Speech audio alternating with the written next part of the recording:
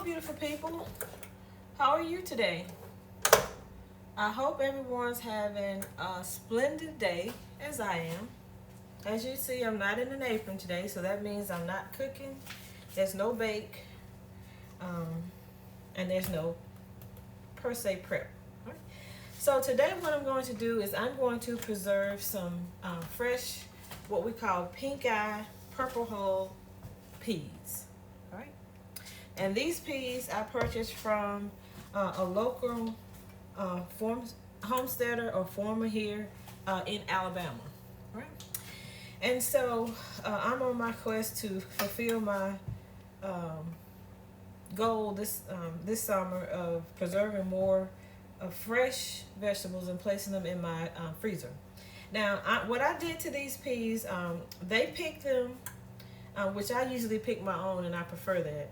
And I usually like to shell my own because shelling them, I watch every little thing and I make sure that they're pretty clean when I'm getting ready to wash them. However, I purchased these from a local farmer, as I said, and he picked them, and they also have a pea sheller. They shell them. So I brought them home and I washed them. I soaked them in water, cold water, and I allow all of the debris and everything that's in them to like float to the top. Sometimes you don't have to worry about that. This was a pretty good harvest. They weren't dirty, they weren't gritty or grimy, and they had very little of the shell, like the hull when you put it through the pea shell. Some of the hull gets cut and it ends up in there. I had very little of that in these. These came out pretty good. And you also pick out any of the damaged peas, stung peas, the brown ones. If some are dry, you clean all of that out and then you wash them. Now, how many times do you wash them? There's no set number of times that you wash peas once you pick everything out of them that you don't want to preserve. I always tell people you wash them until your water is clear and you can't feel any grime in it and you don't feel anything settling on the bottom. Usually about 4 or 5 good washes, if you need a number, should be pretty good, but always check. So now what I'm going to do, and there are a number of ways that you can preserve peas. Everyone who does preservation of food has their methods and that work for them. And I don't dispute any of them. If it works for you, it works for you. This is the way I do it in my kitchen, in my house. Okay? So I clean them, and now I'm getting ready to do what we call blanch them.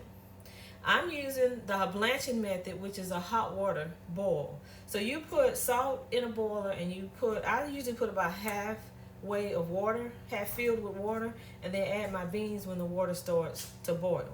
So this process, I like it because what it does is, after I've washed and prepared my peas and I'm ready to blanch them, this is where we call preserving the food. So the blanching process just uses the heat to actually prepare and preserve the flavor of the beans, the texture of the beans, and all the nutrients that are in these peas. That's the reason I like to do the blanching.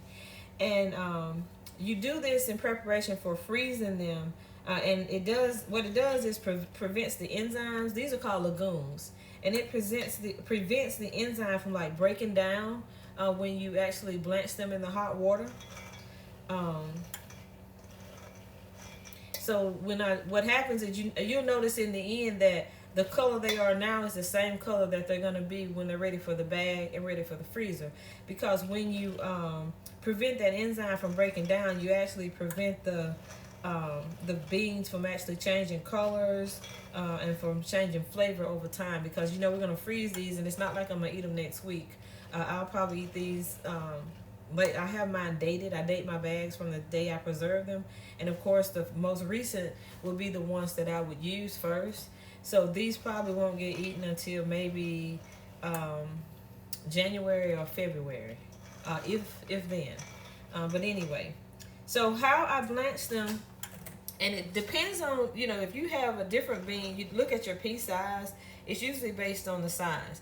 So when this water, and I already have my eye on, and it's almost at the boiling state. So when the water starts to boil, I'm going to place the beans in the water. Now, I try to do as little damage to the beans myself, like by scooping them out with a spatula or placing them in a cup. I usually just try to transfer them from the bowl into my boiler, okay? And from there, I'm going to allow them to blanch. And I usually do mine 15 minutes. Some people do theirs 20, some 25, and some 30. I usually blanch mine for 15 minutes, and then I take them off, and I place them in cold water to stop the process. I'm going to stop the heat from, because I don't want to cook them. Because if you leave them in the hot water, they'll just keep cooking. And I'm going to place them in cold water to stop the process. And then I'm going to let them cool down. And then I'm going to transfer them into freezer bags to place in the freezer. A lot of people store theirs in mason jars. There's just so many different methods that people use. But like I said, if it works for you, it works for you, and don't change it. All right. This is how I do it. I also have some butter beans that are soaking at the moment. And they are not too dirty either. And I'm going to clean these while my peas are blanching. And then I'm going to blanch the butter beans, and I'm going to store them in the freezer as well. All right. So the water is at a moderate boil. I don't want it raging. So I'm going to go ahead and I'm going to transfer my peas. Now, all of them may not fit in this one, and that's fine. If I have to do a second one, that's fine. But I think I can get them in here. I've already preserved some, but these are the last of the ones that I have, so I'm going to go ahead and preserve these and have these ready. All right. So this process now, what I'm going to do is I'm going to allow this water to come to, it's going to reach its boiling point, which is 100 degrees Celsius, and then it's going to seem like it's a raging boil, right? And that's what we call the blanching process. That's when it starts, when the water starts to boil. And when it does, that's when I time it. Now, some people pie boil their peas first, which means they'll boil them for like 5 minutes in the hot. They'll let the water get hot first. Place the peas in, boil them for 5 minutes, and they'll pour that off, and then they'll add fresh water with salt, and then they'll boil them for the 15 minutes. Now, that's where the 20-minute, the 25, and the 30 minutes come in, because some people pie boil theirs for 10 minutes. You know, some do it for 15 on a low temperature. And it's a personal preference. It's what you were taught to do, what you're accustomed to do. When I was growing up, my grandparents and my mom, they taught us to do it this way. And this has stuck with me over the years. And I haven't had any issues out of it. My peas haven't went bad. When I cook them, they're fresh. They taste just like they came right out of the field. All right. And I grew up on a homestead. And I know what fresh vegetables are supposed to taste like. And so, you know, the tricks of the trade, I pretty much grew up around. Grandparents, great-grandparents, my mom, she preserves food as well. All of my siblings, they preserve food as well. Except my brother, we all preserve for him. Yeah. And it comes out really, really good. So while these are preserving, while they're blanching is the term, I'm going to place you on a hold and allow them to carry out their blanch for 15 minutes while I clean the butter beans. And then when it's ready for these to come off and cool, I will bring you back. So hang tight. Okay, everyone. The peas are ready to be taken from the eye and allowed to cool. As you can see, they still have the same color, same texture. They're not mushy. And if you look at the water that's on them, it has kind of like a brown or like a tan tint to it, which is, some people say it looks like it's gray. And the actual foam on the top looks gray. That's an indication that your peas are blanched and that they are ready. Now, blanching is a great process because when you get ready to cook them, you only have to cook them, depending on the type of peas that you have, maybe 30 to 45 minutes until they're actually done. So this is a very nice process for preserving peas for future use.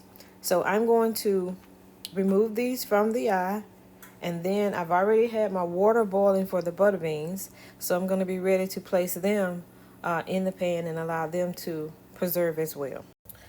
Okay, everyone, I removed the peas. They're sitting back here, and you can kind of see them just a little. They're back here. I'm going to allow them to cool, I'm gonna transfer them over once I get my butter beans and stuff ready. I'm gonna transfer them over to my sink. Then I'm gonna allow them to cool, and then I'm going to bring you back and I'm gonna show you how I actually bag them. Okay, so now I have the butter beans and they're ready. Now the butter beans were a little bit grittier than the peas, and that's understandable because peas kind of hang off the vine, especially the purple hull. These are the butter beans, and these are traditional butter beans. These hang low on the vine. They're down there with the grit and the grind, so it's understandable that they were a little bit dirtier. But as far as having beans that were actually damaged, neither the peas nor the butter beans had hardly any beans that were actually damaged or stung or anything like that, discolored. These were some very good beans that were grown by the local farmer. He did a really good job with his harvest this year. So now I've washed these, and I washed these several times. I had to really put some elbow in these because, like I said, I don't want any dirt, any grime, or anything in my beans. So now I'm ready to place them in the water, and I'm going to blanch these, and you blanch these the same way. Now, whatever length of time you were taught, some people say they only blanch theirs, they let the water get scalding hot, and they put the beans in, and they only blanch them for like 1 to 2 minutes. However you were taught, that's what you do. I was taught to allow my water to boil, and not a raging boil, to where you see the bubbles in the bottom, which means that water is boiling. And then I add the beans to it, and then I allow it to boil for 15 minutes through the blanching process. All right. And what I'm looking for is what you saw with the peas. You're looking for the color of the water, and you're looking for the beans. You don't want them soft and mushy. We're not cooking them, we're just preserving them for future use. All right. So now I have my butter beans on, and I'm not a butter bean fan, so I really don't purchase a whole lot of butter beans. This is like my second time, and I usually preserve mine, and I place them and store them in a pint bag because, like I said, I'm not a butterbean fan, but I do preserve them in case someone would like some. But if I need more, I can always pull out more than 1 pint bag.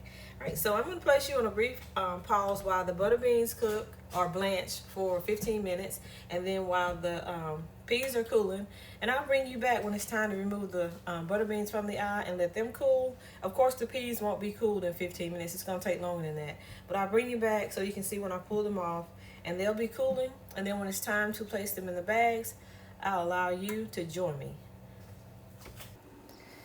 Hi guys, I'm back. The butter beans are ready. As you can see, they've maintained their texture, their color.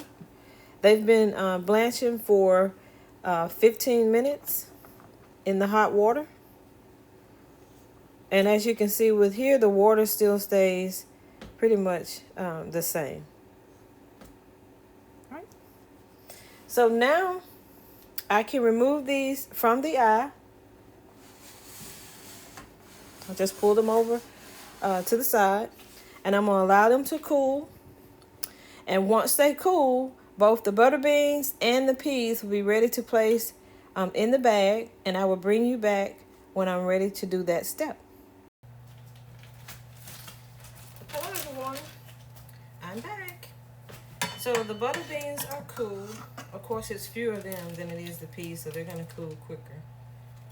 So I just scoop mine up 1 cup at a time. I try to get just the beans at first. I usually do these in a pint bag, but none of the stores in my area actually have pint bags. And I've shopped 4. Walmart, Target. I went to the DG, the Dollar General. And I also looked at Dollar Tree because sometimes they have them, and no one had any. So I'm just going to use the quart bags, but I'm only going to put 2 cups in each one because, like I said, I am not a butter bean fan. Butter beans and string beans are not beans that I favor. I will eat them and I tolerate them, but this isn't something that I try to cook a lot of.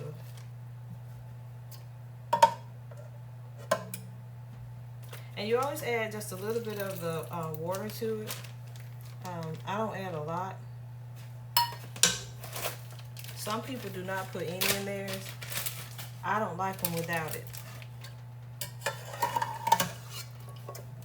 So I'm going to end up with 6 cups altogether, which is going to give me 3 pints.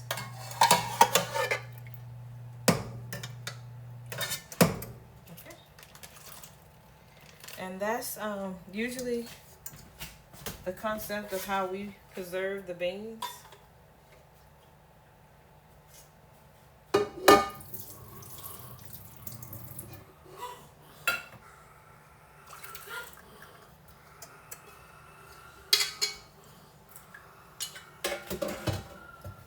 Really not a lot to it. Pretty straightforward. Anyone can do it who has an interest. So then you remove the air from the bag and you just seal it. And I hate that I'm going to have to fold these bags, but that's okay. And then you just lay them flat and you find an area in your freezer or your deep freezer, wherever you put your preserved foods, and you stack them or you just lay them however. Now I do label my bags.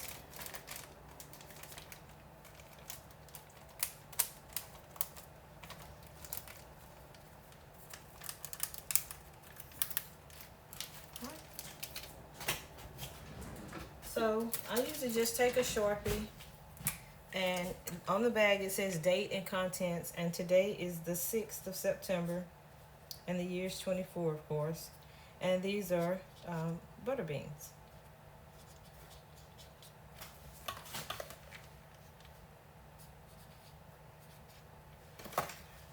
The bag has a little moisture on it, so I can't write the word.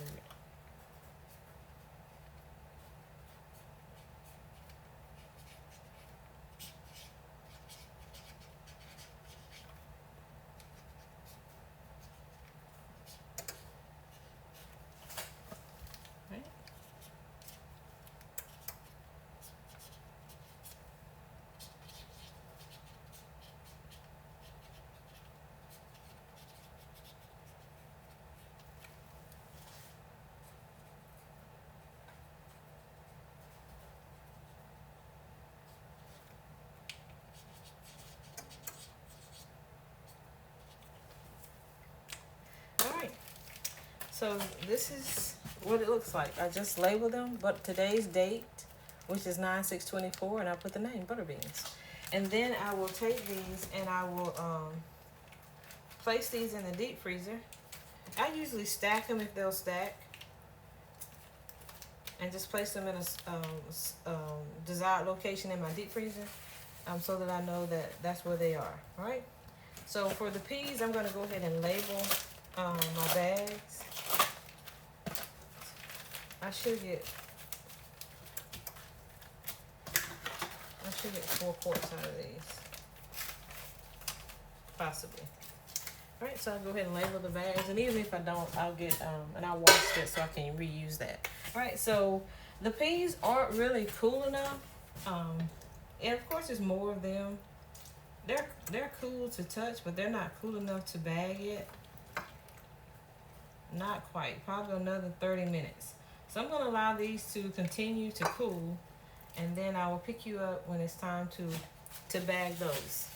So stay with me. Hi guys. I have bagged up the purple whole peas, and I have approximately 4 cups in each quart bag, and I did put like a half a cup of the water or the blanching liquid that was on the peas. I don't like to bag mine dry, and I also removed all of the air, as you can see, and I have dated each bag today's date, and these are the purple hull peas. And like I said, I remove all the air and level them out, and I'm going to place these in my deep freezer. And out of this group, which was like a half a bushel actually, I actually have 3 quarts, and then I have half of a quart, which actually would be a pint. I didn't want to do these all in the like pint size and fold it over, so I just went ahead and did them as a quart. It'll be fine. All right. So each bag is labeled today's date and what they are, and I will place these in my freezer for storage for the months to come. So I would like to take this opportunity and thank you guys for joining me on today's food preservation or the blanching of the purple whole peas. I'm sure most of you know how to do it, or if not, I hope you learned something. And I hope this is something you can apply on your end to preserve food for future use for your family. Thanks to my subscribers. I appreciate you guys. Thanks for those who strolled by. I hope you would consider becoming a subscriber. If you would, please click the thumbs up. That's the like button, and it just helps to push my videos out. It says it's positive, it's worth watching, and it's something that kind of helps you to get more views on YouTube. All right, so thanks again for joining me. I hope you guys have a wonderful end to your Friday, and I hope you're starting an awesome weekend. Remember to always pass positive vibes, always be cheerful, always be helpful to others, you know, motivate people, enhance the knowledge of others, enlighten people. But also you have to motivate yourself, you have to encourage yourself, you have to enlighten yourself as well. All right. And as I always say, we never know what people are going through, especially in today's society. So we need to always be the better us that we can be, and allow that to be reflected on others. So let's just continue to pass the positive vibes throughout the month of September and for months to come. So have a wonderful, wonderful, wonderful weekend. And I will see you on the next bake, no bake, prep, cook, food preservation, DIY, laundry detergent, DIY, laundry fabric softener. Who knows what it's going to be. See you guys on the next one. Bye.